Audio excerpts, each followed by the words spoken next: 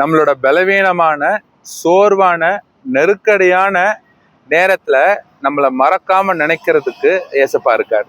சங்கீதம் 136வது அதிகாரம் 23வது வசனம் என்ன சொல்லுதுன்னா, நம்மளோட தாழ்வில் நம்மை நினைத்தவரை துதியுங்கள், அவர் கிருபை என்றும் உள்ளது.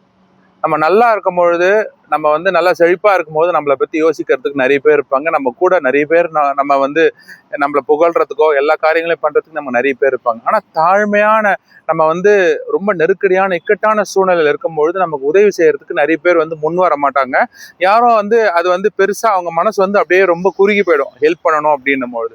அந்த மாதிரி சூழ்நிலையில தான் நம்மளை மறவாம நினைக்கிறதுக்கு ஒருத்தர் இருக்காரு. அதனாலதான் நம்மளை தாழ்மையில நம்மளை நினைக்கிறவரை துதியுங்கள், அவர் கிருபை என்றும் உள்ளது. அவரோட கிரேஸ் நம்ம கூட இருக்கும் பொழுது நம்மளோட வாழ்க்கை ரொம்ப அழகா மாறுறத நம்ம பார்க்க முடியும். நம்மளோட தாழ்மையில நம்மளை நினைக்கிறவரை நம்ம எப்பொழுதும் நம்ம நன்றி சொல்வோம். நன்றி சொல்லலாமா?